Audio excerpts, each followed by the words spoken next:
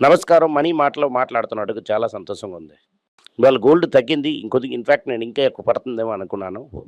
International మార్కెట్‌లో almost 2% పడింది. అదే ప్యూర్ గోల్డ్ ఏమో రూ. 55 తగ్గింది.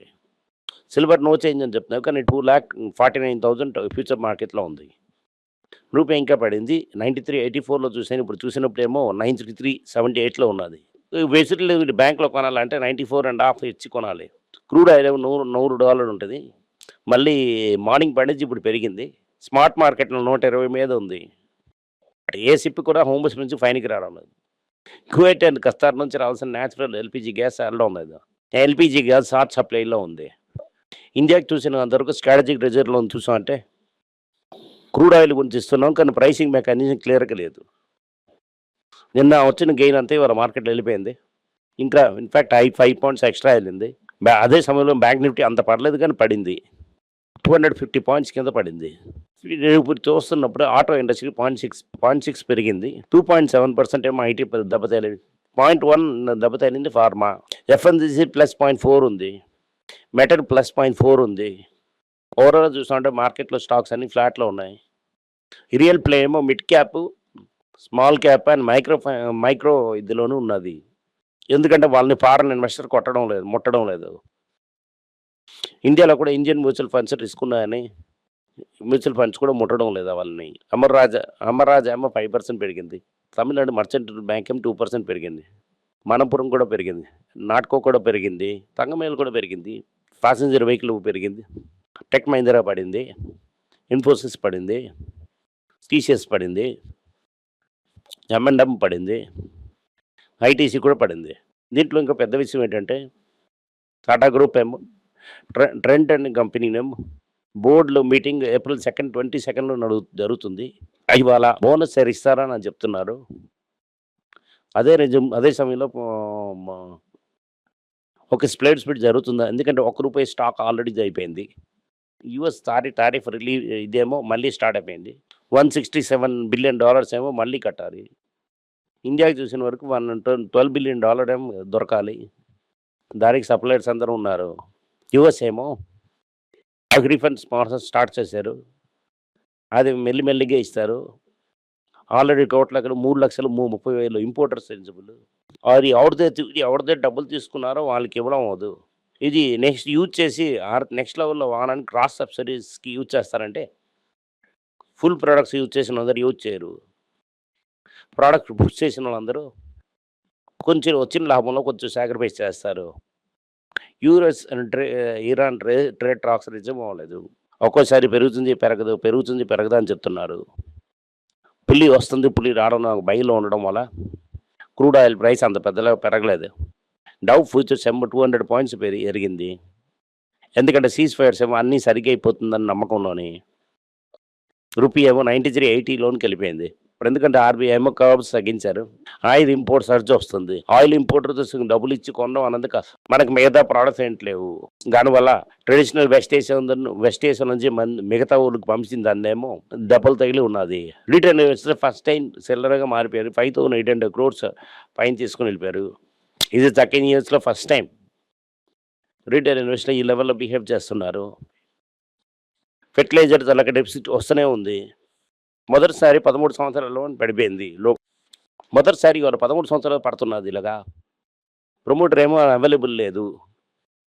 ఏం జరుగుతుందని మనకు కరెక్ట్‌గా తెలియదు. సప్లైస్ టైటన్ అయిపోయింది. నేను చెప్పినట్టుగా టైటన్ అవ్వడానికి కారణం మిడిల్ ఈస్ట్ ఏమో ఇండోనేషియా, మలేషియాను ఎక్స్పోర్ట్ చేస్తాయి. వాళ్ళు ఎక్స్పోర్ట్ చేయరని చెప్పేశారు. ఇది ఇంకా ప్రెషర్ బిల్డప్ అయ్యి అవుతున్నది మార్కెట్లోని. ఇండియా ఏమో 100% ఎథనాల్ బెండింగ్‌కి పుష్ చేస్తున్నారు. ఐడిఎఫ్సి ఫస్ట్ బ్యాంక్‌లోని ఫ్రాడ్ కేసు ఎక్స్పాండ్ అవుతున్నా చాలా కోట్లు లేదని చెప్పి ఒక లేడీ కంప్లైంట్ చేశారు. ఈ ఫ్రాడ్ లెవెల్ పెరుగుతూనే ఉంది. టాటా ఇన్వెస్ట్మెంట్ కార్పొరేషన్ తరఫు ప్రాఫిట్స్ ఏమో 70% మీద పెరిగిపోయింది. ₹3.40 డివిడెండ్ ఇచ్చారు. టాటా గ్రూప్స్ ఎస్ఎంఎస్ గ్రూప్తో ఫైనాన్స్ చేసి లో కాప్ స్టీల్ మ్యానుఫ్యాక్చర్ చేయడానికి రెడీ అవుతున్నారు. మనం ఫాలో చేస్తాం. తంగమైన్లో చాలా మస్తు గుడ్ న్యూస్. హాడీ సేల్స్ ఎక్సైజ్ అయితే నెంబర్ ఆఫ్ గాన్స్ సేల్ పెరిగింది. నియర్లీ 76% ప్రాఫిట్ పెరిగింది. బయట ఏమో స్పోర్ట్స్ అథ్లెట్ ఎంటర్ అయ్యారు. ఇదేమో ప్రీమియం జీరోలో ఎవరు లాంచ్ చేస్తున్నారు. అదేమో Chinese and other imitators of యాపిల్‌కి ఒక పెద్ద రన్ ఫర్ ది మనీ ఇస్తారు. టాటా తలక ఫ్యామిలీనేమో హెల్ప్ చేయడం స్టార్ట్ అవుతుంది. హెచ్‌సిఎల్ టెక్నాలజీ ఏమో 9% మీద పడింది. దీనివల్ల కొంచెం మార్జిన్ కూడా సింక్ అయింది. అదే సేమ్ టైంలో కూడా కంపెనీ కూడా అంత లెవెల్‌లో పెర్ఫార్మ్ చేయలేదు. చాలా కంపెనీ ఐటీ కంపెనీలో జరుగుతున్నది. ఇది ఒక ఏస్‌దాస్ కంపెనీలో జరగడం అనుకోకండి. ఇది మార్కెట్‌లో చాలా పెద్ద ప్రెషర్ పెస్తుంది. ఇది నుంచి సెకండ్ హాల్ఫ్ వీటిలో చిన్న చిన్న విషయాలను పోస్ట్ చేస్తారు. వీళ్ళే పోస్ట్ చేయడానికి రెడీ అవుతారు. మిగతా వాళ్ళందరేమో బ్యాంక్ ముందు నిలబడి చూడడానికని బ్యాంకులు ఆలోచిస్తుంది. ఇదంతా ఒక క్రెడిబుల్ న్యూస్. ఇదే చూసామంటే టెక్ మహీంద్రా కూడా ఇదే ప్రాబ్లమ్ ఉంది. టెక్ మహీంద్రా ఏమో రూ. 36 డివిడెండ్ అనౌన్స్ చేశారు. సో ఓవరాల్‌గా చూసామంటే ఐటీ కంపెనీస్ చాలా స్ట్రగుల్ అవుతున్నాయని తెలుస్తుంది. అది క్లియర్‌గా తెలుస్తుంది. ఇన్ఫోసిస్ తలక సీఈఓ ట్రాన్సిషన్ జనవరి 27లో జరుగుతుందని అనుకుంటాను. ఎవరు బోర్డ్‌లో చైర్మన్ లెవెల్‌లో ఉంటారు. వీళ్ళ దగ్గర ఇద్దరు ఉన్నోళ్ళేమో మార్కెట్‌ని డెవలప్ చేసే పని చేస్తారు. అమర్ రాజా 10,000 కోట్లు ఇన్వెస్ట్ చేసి ఈవీ ఫ్యాక్టరీని పుష్ చేసి 2027లో తెస్తారంటున్నారు. స్టవ్ క్రాఫ్ట్ ఏమో electric cooking for life award చేయడానికి ఉన్న అన్ని ప్రాజెక్ట్స్ ఏమో చైనా నుంచి కొంటున్నారు. నెస్లే ఇండియా తరగ ప్రాఫిట్స్ ఏమో 27% పెరిగింది. రూ. 5 డివిడెండ్ ఇచ్చారు. గ్రోత్ యాప్ తలక స్టాక్స్ ఏమో 10% పెరిగింది. దీంట్లో ఇంకా ఎక్కువ పెద్దగా అవుతుంది. అది కూడా వైట్ పీపుల్ దాన్ని డబ్బులు తీసుకొని లోన్‌కి వస్తున్నారు. డబ్బులు మల్టిపుల్ చేయడానికి. టెక్ లే ఆఫ్ ఏమో చాలా మోసంగా ఉంటుంది. ఆల్రెడీ ఈ సంవత్సరం చూసాం 81,000 పీపుల్‌ని జాబులు తీసేశారు. ఇదే లెవెల్‌లో నెక్స్ట్ ఇయర్ కూడా వెళ్ళడానికి అవకాశం ఉంది. నెక్స్ట్ ఇయర్ ఏమో పనిలో ఉన్న అందరికీ జాబ్ తీసేయడానికి అవకాశం ఉంది. ఎందుకంటే ప్రెషర్ రిక్రూట్మెంట్ చేయడం కొత్తగా ఇట్లా. ఈ వీడియో మీకు నచ్చిందంటే లైక్ చేయండి, షేర్ చేయండి, నోటిఫికేషన్ బటన్ కొట్టండి, బంధుమిత్రులకు కానీ వాళ్ళని కూడా చూడమని చెప్పండి. థ్యాంక్ యూ, నమస్కారం. అందరికీ నమస్కారం. పిల్లల గురించి అని financial literacy money for nothing అన్నది రెండో పార్ట్. అది చెక్స్ ఎలాగా, డిపాజిట్స్ ఎలాగని, డబ్బులు ఎలాగొచ్చిందని, బార్టర్ నుంచి డిమానిటైజేషన్ వరకు కవర్ చేసాం. పిల్లలు ఏజ్ 10 to 12 పీపుల్‌కి చాలా యూజ్ అవుతుంది. ఈ బుక్ స్పెషల్ ప్రైజ్‌లో ఇప్పుడు 450కి అమ్ముతున్నాం. యూజ్ చేయండి. Thank you. Money page web పేజ్‌ని సబ్స్క్రైబ్ చేయండి. వారానికి 4 ప్రీమియం ఆర్టికల్స్, ఫ్రీ ఆర్టికల్ 10 నుంచి 12 ఆర్టికల్స్ వేస్తాం. సబ్స్క్రిప్షన్ మాసంకేమో ₹99 ఉంది. ఈ చెప్పిన కాన్సెప్ట్స్ ఏమో గ్రేట్‌గా ఎక్స్‌ప్లెయిన్ చేసి చెప్తాం. మీరు చదివారంటే చాలా యూస్‌ఫుల్ ఉంటుంది. థ్యాంక్ యూ, నమస్కారం. పిల్లల గురించైనా ఒక పుస్తకం లాంచ్ చేసాం. ఇది చాలా సక్సెస్‌ఫుల్‌గా ఉంది. ఎవరికి ఆ పుస్తకం కావాలని మా టీమ్‌ని ట్యాగ్ చేయండి.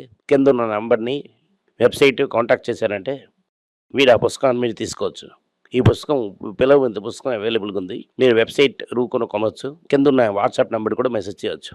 థ్యాంక్ యూ, నమస్కారం. మీకు సందేహాలు ఉండి మీరు నాతో కాంటాక్ట్ చేయాలనుకుంటున్నారంటే స్క్రీన్‌లో కనిపిస్తున్న మెయిల్ ఐడీకి మీరు మెసేజ్ చేయండి. మా టీమ్ మీకు కాంటాక్ట్ చేస్తారు.